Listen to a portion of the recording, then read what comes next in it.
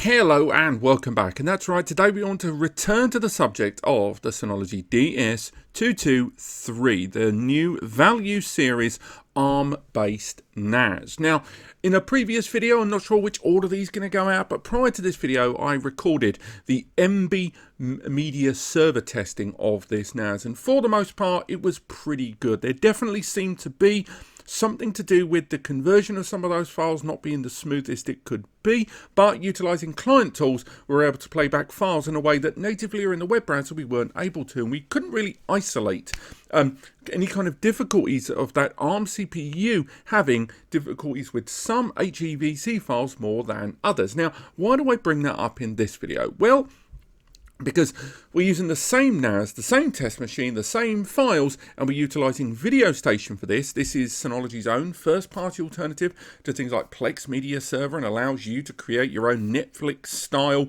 user interface and, slick comfort from your sofa or train on the way to work media server and client device. But at the same time, utilizing this, I did kind of hit some walls. Now, a lot of those I'm going to highlight in this video, but for the most part, I will say Video Station and the 4K 1080p and HEVC and H.264 files I played on this NAS were exceptionally well played. And I would say Video Station running on this Value Series NAS still does a damn fine job. The problem lies in that some files that won't play, I can't isolate the reason they won't play. And I will welcome you in the comments to tell me, and I'll go through my methodology throughout this video as I do it. But for those that aren't aware, Video Station is a completely free tool. We're going to have the resource monitor here on screen, on the left-hand side of the screen at all times, showing us the Synology's own resources being used. The one we want to focus on more than anything is the CPU. That's really going to be the main bottleneck there. Unfortunately, it doesn't have a much more visually representative resource monitor open to us in terms of multimedia. And as good as this is, it doesn't really give us a lot of real-time information in the way that we'd like when we look at our Plex Media server testing, and a much more graphical kind of graph bullet form that we would utilize there. I will highlight on this that although we're using Video Station on this NAS, and again we can open up a fresh Video Station tab there, I will say because this CPU is an ARM-based CPU, and even though it's 64-bit ARM, so that's an ARM v8, there isn't hardware transcoding or integrated graphics in the way that you would normally expect. What I mean by that is, normally you would go into this tab here, zoom in, and where it says conversion settings, you'd have another option there on screen that says, would you like to use hardware acceleration? And that is when you use the CPU either having raw CPU power or integrated graphics on board to convert files on the fly. And that option's not there, despite in more powerful NASs or ones that are using x86 CPU NASs having that option available there. Now, this is because the Value series from Synology has never really included hardware acceleration. If you look at the older generation devices that would have had that, the ARM, you can see that these ones did not. None of these NASs here are powered by Intel's or AMD x86 processors there. And that's because ARM-based CPUs are different to normal CPUs. What happens is when instructions are delivered to them, the instructions are compressed in order for the ARM-based processor to get the job done and execute commands back and forth, utilizing less power in order to do so. But some commands just can't be compressed, or when they attempted to compress them for the ARM processor to manage back and forth, it just ends up hanging the system. So in the case of this, some files that we're going to play are going to be quite hefty. There will be files that would normally break other NASs, and I would say some of them play on this system surprisingly well. So I know I've banged on about this for quite a while, so let's get straight into the testing. I should also add last thing, not only are we going to be testing this on the web browser, but as mentioned, we will be utilizing the Windows client, and we'll be using an Android mobile client to give you some idea of what I mean by the confliction in some of those file types playing. So, for example, close that there. We've got the resources there on screen. If we go straight ahead and just go ahead and play a 1080p file, so we go with one of the, actually we'll go for Pulp Fiction here. Pulp Fiction is a 720p file. So if we go ahead and play back that file, we've got the system muted there. We're able to bring that there at the bottom. We can see that we're using the local player here on the Windows machine. The file is playing fine there. And if we skip ahead, running fine. CPU utilization has crept up a little bit there, but nothing really to be too concerned with there. Making our way along, nothing really too bad there. It's running fine, absolutely fine and dandy. And that's an H.264 file as well. So coming out of that one, we'll make our way into a 1080p file there. And I believe Reservoir Dogs, no, that's 720 as well. Little Shop of Horrors is a 1080p here. So we play that file there. Again, that should play fine. We're seeing that utilization creep up a little bit once again. We open that up. We're not seeing any conversion. There's no reshaping the file, no transcoding, nothing like that. All playing fine there in the browser. We can skip ahead. Running fine. Skip ahead. Skip ahead. Nothing but YouTube inappropriate stuff here, which is super annoying. But overall, running absolutely fine. No drop. We're skipping along. CPU utilization erring along quite nicely there. So now we'll make our way into something a little bit denser, and this is where the problems begin. Because, for example, if we look at this 4K trailers here, we'll go into this file. We have got all 10 of these trailers. Now, I've tested these trailers before, and if we go, for example, file number 1 into the Caves of Wonder, this is an H.264 file, and again, as you can see there, it is a 12 megabits per second file. We can go ahead and play that file there. It's 4K. We're opening it up here. As we can see, playing absolutely fine. We're using the native playback file, audio file there. We can skip ahead. Slight delay as we've skipped ahead there, but it's still playing that file there. That's what the most important thing is there. So even though this is a nice, decent quality 4K file there, we're still running that fine. And again, we're not onto the bit where it's going to be problematic when we get onto the HEVC, but say we play a denser version of an H.264 file. So from that point, if we go for example, let's go for this one. This is, let's go for, we'll go for Avengers Endgame. This is an H.264 file, but it's 40 megabits there. Open it up there on screen. And as we can see, ever so slight delay there to play back this file. And that bit rate is higher. Remember, the initial file we went for there was a 12 megabits per second bit rate. This is still H.264. We can see there at the bottom of the screen there, it's playing fine. It's going to be a slight delay. We can skip ahead, play the file. It decides to play catch up for us there. Utilization is already at 30%. And I think we have a file hanging here. We've definitely annoyed the system a little bit there. That may be more on me. So let's try again. And this time we're not going to interrupt the file. We'll keep it fair. So again, we'll open that up there. Utilization has gone back down. We don't want to carry on where we left off. We're just going to let the file do its thing this time. Again, we saw that slight delay before when we were trying to play back this file. But for now, I can hear the system on the other side of the room clicking and clopping along. We're not seeing any delays there. We're seeing it fade in. There is always that slow fade. But again, we're seeing it hang there at 9. And this is what I mean about the bit rate of these files. Even though this isn't a particularly dense format file like an HEVC or H.265, this is still at this bit rate a breaking point for this system. And normally when we've looked at x86, the Intels and the AMDs that we talked about before, like the 920 and the 923, normally their point of no return, or the wobble point, is about 80 to 100 megabits in terms of bit rate here, but we're seeing it much lower here on this system. So again, coming out of that, we can go into the Jellyfish files here. And the Jellyfish files we've talked about before, these are our files here that we utilize for bench testing a lot of Plex Media Server NASs. So for example, when we try to play some of these, now take note, this is an H.264 file there. H.264, it's 3 megabits per second, so it's lower in bit rate, and it is a playable format. No need for an additional license there. Watch what happens when we play this file. We play it there. We zoom out and we play this file. It plays fine.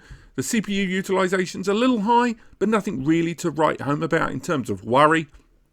But now let's play the HEVC version of the exact same file. Now this is highly efficient video codec, which is a much more efficient compression technique. We talked about it in other videos, and this is when larger blockbuster movies are getting bigger and bigger and bigger, and the compression techniques need to be better.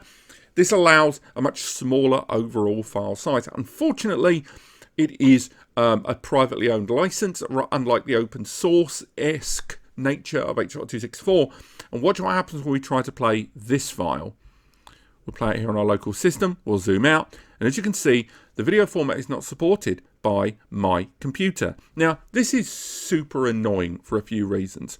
One, because although the browser doesn't allow me to play HEVC natively, I know that my local PC has HEVC support. And say I tried to play that exact same file. It was a 3 megabits per second H.265 file. So let's find it.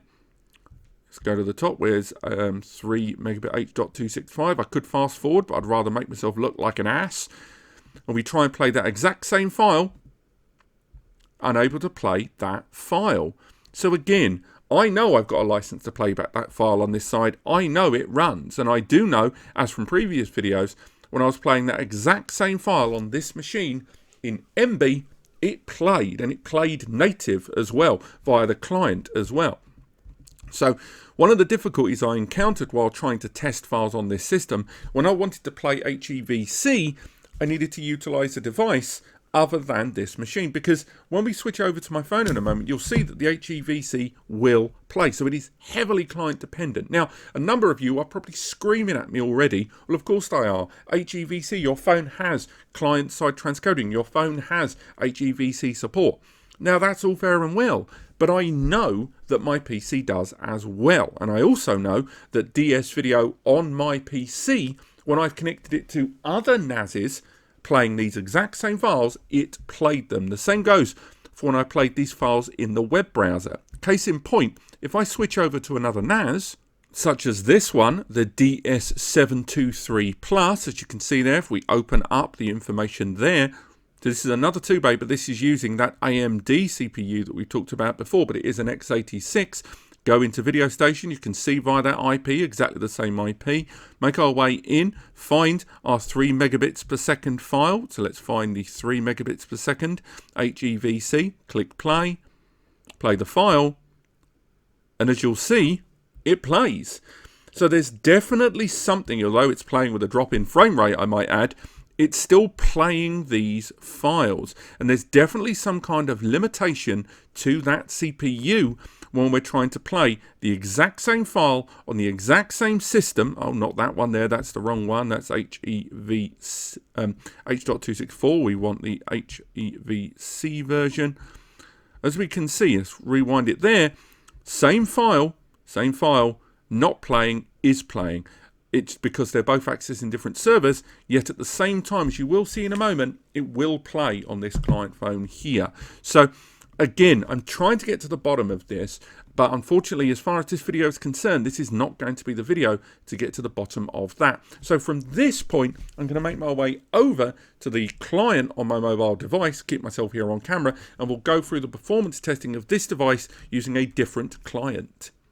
So now we've reorganized the screen a little bit there. Hopefully what you're seeing here on my phone is what you can see there on the right hand side of the screen for you guys. Let's move that mic around.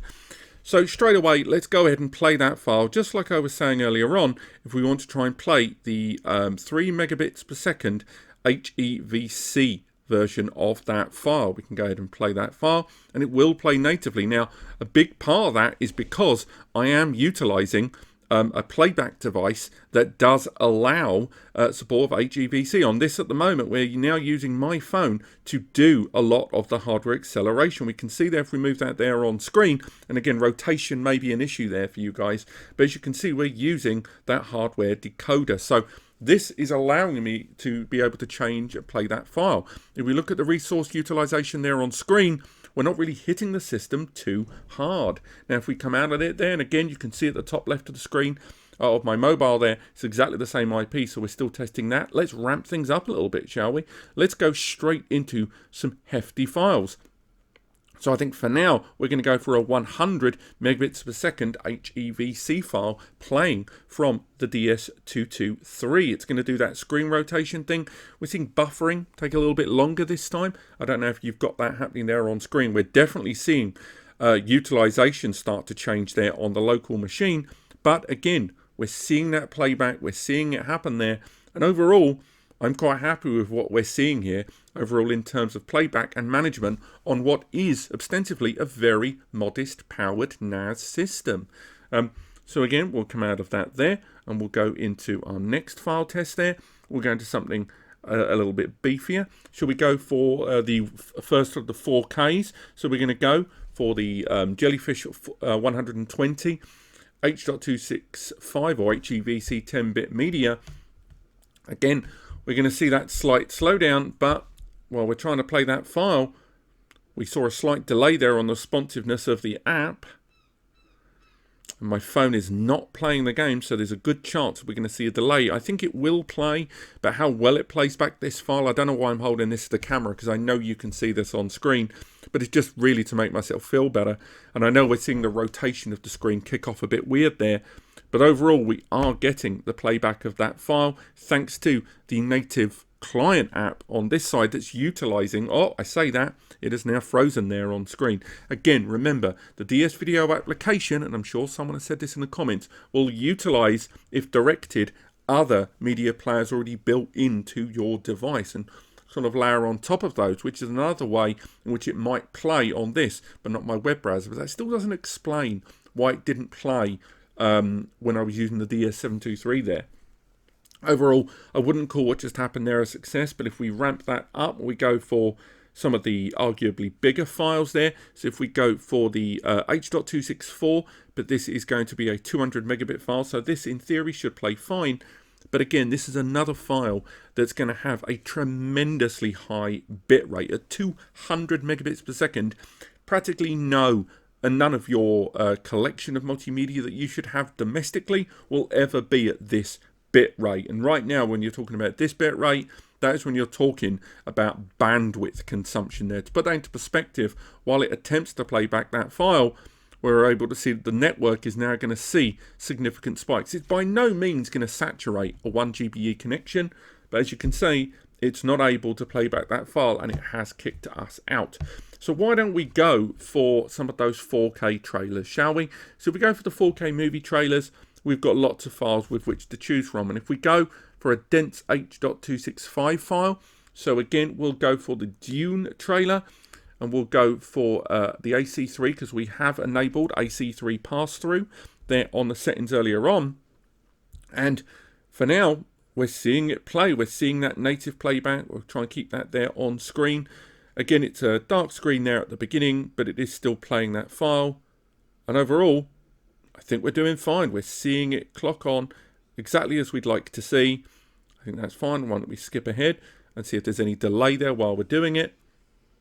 And right now, I think that's definitely a success. CPU utilization is still doing very well indeed. I know a lot of the overhead of what we're seeing is being passed over to the client device, and therefore, as you see there on screen, it's not really going to impact the system. But for a number of you, that's going to be really, really good news, because the last thing you wanted was the NAS to have to break its back trying to play back these files. So moving that forward, we can go for the roast duck file. Now, the roast duck file here is an HEVC high bit rate. I believe it's, I think it's 60 or 80 megabits per second HEVC. As we can see, it's started playing the file, but it has hit a wall. Now, how much of that is a limitation by my own phone hardware versus that? This is a Google Pixel 6 Pro, so this is more than enough hardware to play back that file. And if it's a native playback device, perhaps. Now, again, we could go into it and enable a lot of that decoder support there. But if we go for hardware decoder, now we've taken a lot of the load off what we're trying to do locally. I'm just going to turn that sound down.